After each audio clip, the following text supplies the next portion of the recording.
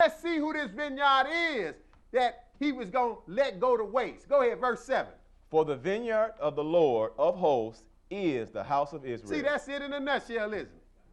All that we've been talking about, the vineyard of the Lord of hosts is the house of Israel.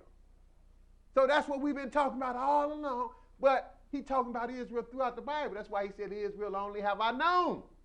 The vineyard of the Lord of hosts is the house of Israel. Go ahead. And the men of Judah, his pleasant plant. Uh-huh. And he looked for judgment, but behold, oppression. Uh-huh. For righteousness, but behold, a cry. See, that's the wild grapes he talking about. He wasn't talking about no literal grapes.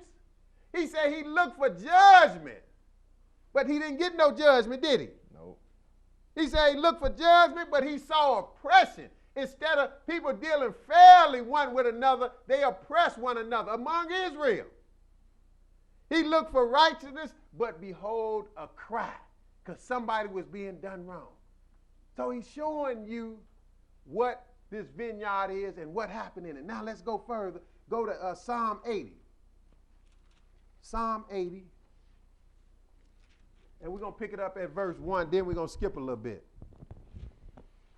Psalm 80 and verse 1.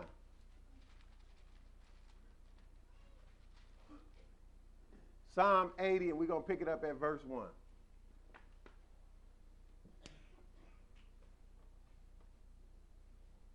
Because we're going to look into this vineyard. So we see what he mean when he said he wasn't going to keep this vineyard, and we see who the vineyard is already. It is Israel. But go ahead, verse 1. Give ear, O shepherd of Israel, thou that leadest Joseph like a flock, thou that dwellest between the cherubim, shine forth. Now he's praying to the Lord, asking the Lord to pay attention and have mercy. He's doing this because he know the Lord wasn't keeping his vineyard.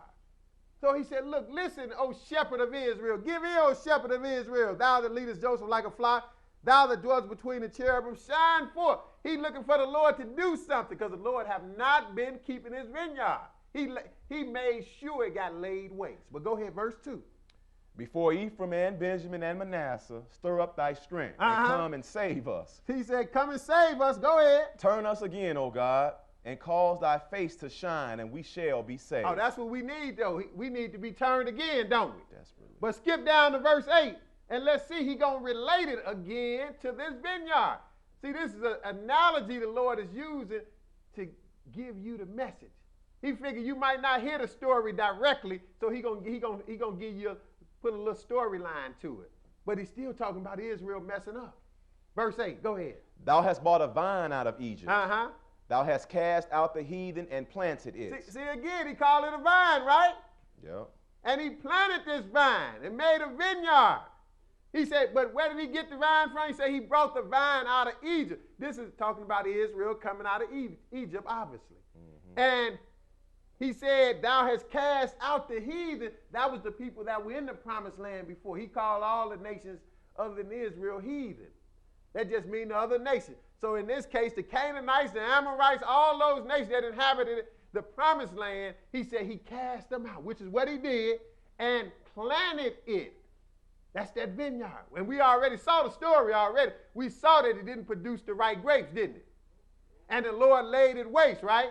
So we know where this is going already. Go ahead, verse 9. Thou preparedest room before it, and didst cause it to take deep root, and it filled the land. Go ahead. The hills were covered with the shadow of it, and the boughs thereof were like the goodly cedars. See, this when Israel was doing good for a moment. Everything was prospering. Things were doing good. This vineyard was looking glorious for a moment. Go ahead. Verse 11. She sent out her boughs unto the sea and her branches unto the river. Go ahead. Why hast thou then broken down her hedges, so that all they which pass by the way do pluck her? See, but now it's trouble. So he said, look, it was going so good. It was beautiful at one time. He said, but why have you then broken down her hedges, and everybody that do pass by her pluck her? Go ahead, verse 13. The boar out of the wood doth waste it, and the wild beast of the field doth devour it. Go ahead. Return, we beseech thee, O God of hosts. Look down from heaven and behold, and visit the vine. See, He called it a vine again. He said, look, it's being destroyed. Look down from heaven and visit this vine. Go ahead. 15. And the vine and the vineyard which thy right hand hath planted, and the branch that thou madest strong for thyself. He said, look down and say this vine, and the vineyard which thy right hand hath planted. We know who the vineyard is, not only. None other than Israel. And the vineyard which thy right hand hath planted, and the branch that thou madest strong for thyself. He said, come and save it, because we already saw he laid it waste. He let everybody trample through his vineyard. That's why we are messed up people to this day. Don't even know why. And we still got the nerve to just want to sing and dance in church. Or even worse, we want to blame somebody else for our predicament when we the ones that got in trouble. Our forefathers sinned against God. But go ahead. It is burned with fire. It is cut down. They perish at the rebuke of thy countenance. That's it.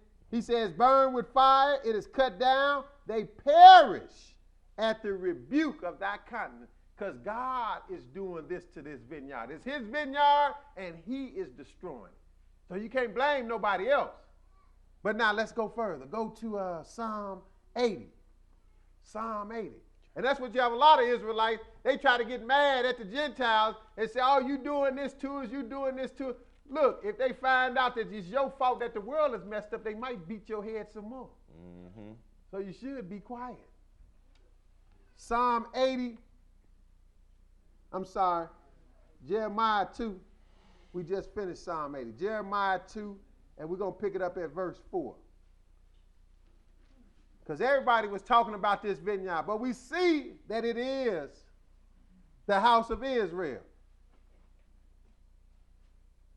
And we're going to find out that because the vineyard of the Lord went bad, the whole world is in big trouble now. Jeremiah 2, and pick it up at verse 4. Go ahead. Hear ye the word of the Lord, O house of Jacob, and all the families of the house of Israel. See, he's still talking to Israel because he said, Israel only have I known. So this whole Bible is directed to Israel.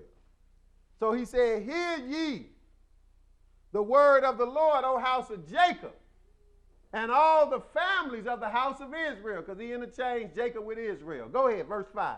Thus saith the Lord, what iniquity hath your fathers found in me, that they are gone far from me, and have walked after vanity and are become vain. See, the Lord said, what did I do wrong? Like he said in Isaiah 5, what did I do wrong in the vineyard?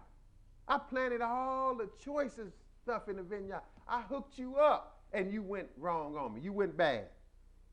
So he said, what iniquities did your fathers find in me, that they went away from me and walked after vanity and have become vain?